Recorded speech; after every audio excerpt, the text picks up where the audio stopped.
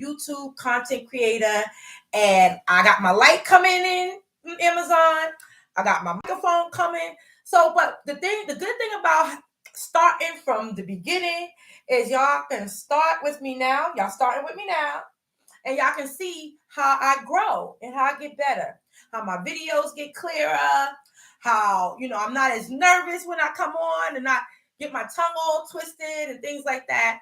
But what we're gonna talk about a topic that I feel that is very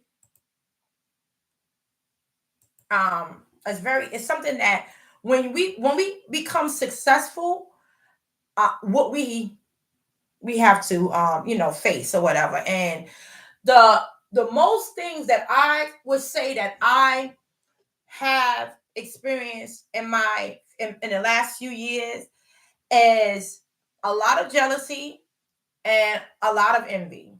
Okay. And all all I can say is when it doesn't jealousy and envy, it does not come from people that you don't know. Okay. A lot of times the direct jealousy and envy comes from the people that are closest to you, because these individuals are not comfortable with the fact that the way or what they thought of you, you succumb that. You've overcome whatever trial and tribulations or whatever they felt like, oh, look what happened to her, or oh my God. You know what I mean? Something that they could use to talk about you or to gossip or whatever the case may be. That God said, listen, those that wait on the Lord shall be renewed in faith. So I'm going to say this. Sometimes people like it when you ain't doing so good. They love it when you're not doing so good. Okay. And I want to talk about that because I had what my boy said, survivor's remorse.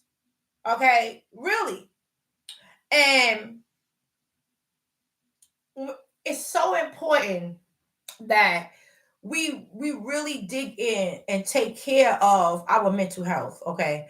Because when we are attacked or we are shown acts of jealousy and envy for people that we once called besties or favorites or whatever the case may be, it kind of makes you feel like, who can you trust, right? If you can't trust your sisters, if you can't trust your brothers, your cousins, you can't trust your family, who can, or your friends that you've known for years, who can you trust?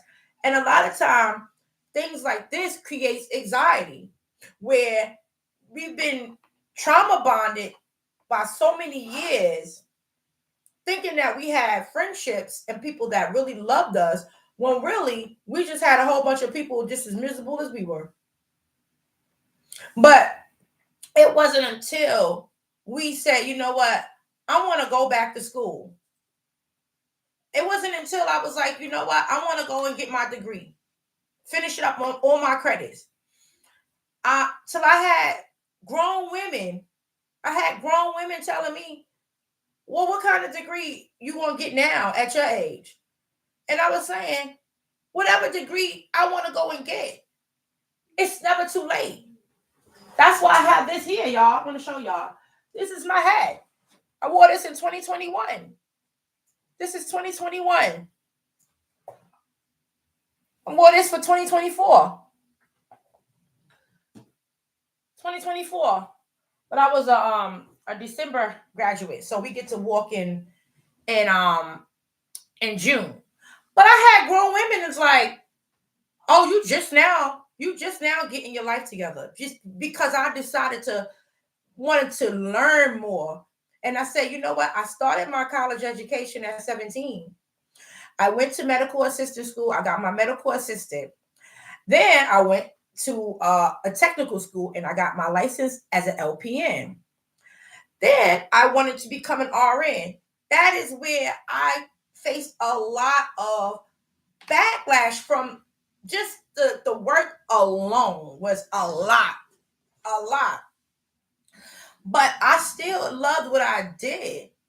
But so when I put my scrubs on and I was going to work or whatever, and that's because I started at a young age. I built, experience in my career. So I was able to go to work and tell them when I was going for new jobs, and I would tell them, listen, I want $32 an hour. So I was actually getting paid the same thing as maybe an RN would be paid. So, but I would see people be like, wanna make sure I knew my title. Oh, she's just the LPN. She's just a this, or she's just a little that. She's not a nurse, and or just a medical assistant or whatever. It's always what I've seen is, and it's usually it's two things that go on when you are a person that's successful, and it's either you're getting downgraded by white people, or you're getting disrespected by black people. You can't win.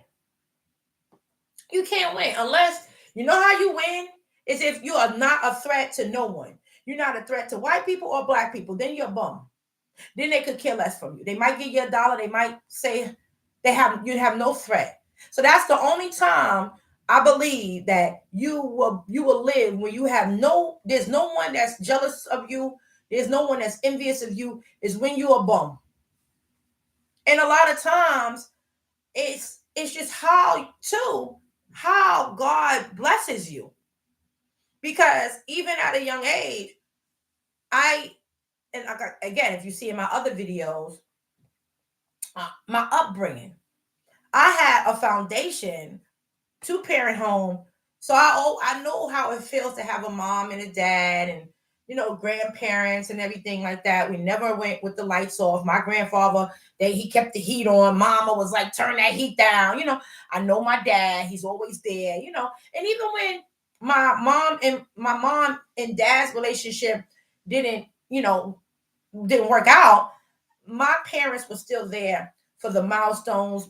We always knew that who we can call when we needed something.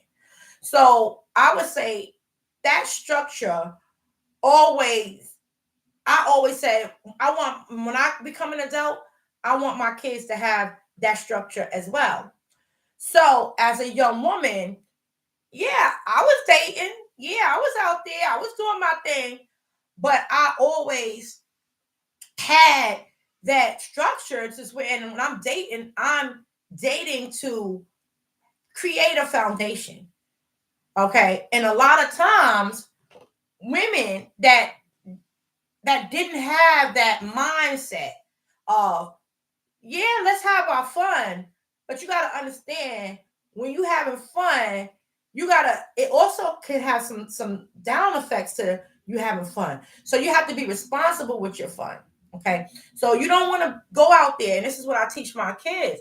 You don't want to go out there having kids and having babies by men that you're just having fun with. You want to kind of talk to them and see what's going on. So at an early age, I had created a foundation.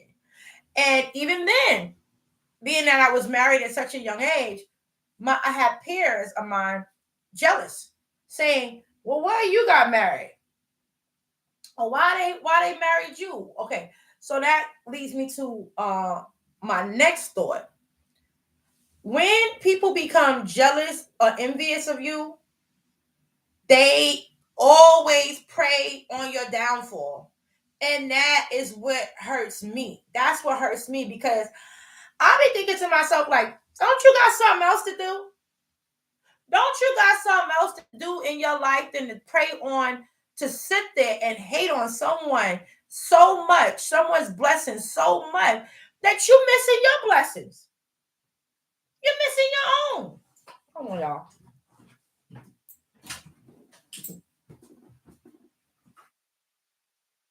I say hold on, y'all, like I got 5 million subscribers, right? But guess what? I'm speaking it into existence. Let me tell you something. Every subscriber on this channel started from where I started from. They started making content, being consistent, and everything like that. getting better, and they grew their audience. So that's what I'm doing, y'all. And I'm not going to quit. I'm not. Okay. So with that being said, let me go back to what I was saying. When God blesses you, that will create a lot of, unless, and so that's why, um I think a rapper, he was saying how he didn't want to just get to the top by himself. He wanted to bring some people along with him, because he knew if he had like 10 friends, right? And he was the multimillionaire, and or he had 10 friends around him, that and he didn't feed them or give them anything, or put them in situations where they can cook and feed themselves, then they would want to take his food, that they wouldn't want him to have it. And unfortunately, that is what happens with envy is and jealous people. Okay. And unfortunately, I have had to deal with that all of my life.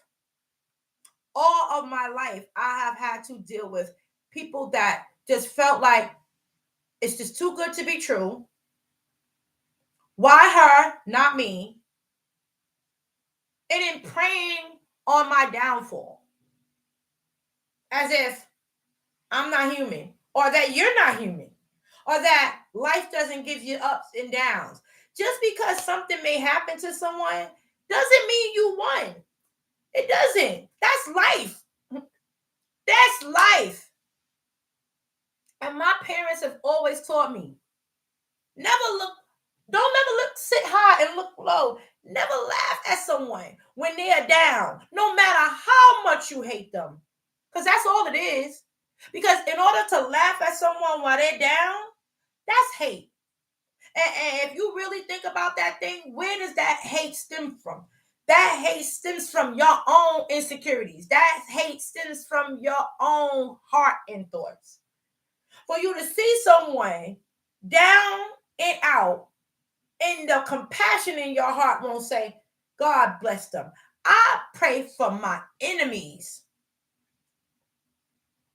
No, they're not going to come and sit at my table. No, because I set boundaries. Right? And that's no problem with that. That's another thing. I'm 40 something years old. I have no problems with cutting you off. I have no problems with setting boundaries, which I did before.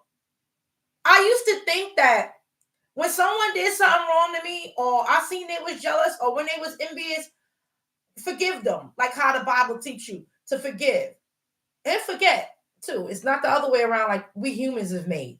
The Bible says you're supposed to forgive and forget, not keep on bringing that thing up over and over again, which women do. That's why really, if you keep on bringing it up, you ain't forgave, because you ain't forget. So I would actually put on that spiritual armor, and I would forgive people, and I would oftentimes forget how they deceived me or betrayed me. And then what happened? They did it again. And then again and again. So that's another thing. So what I had to learn was, wait a minute now. I know the Bible said, one, they hit you on this cheek, turn the other. But no. I'm getting tired of getting beat down. Okay. I'm getting tired. I'm gonna have to get, put my guard up and say, hey, you're not gonna handle me that way. You ain't gonna treat me like that. And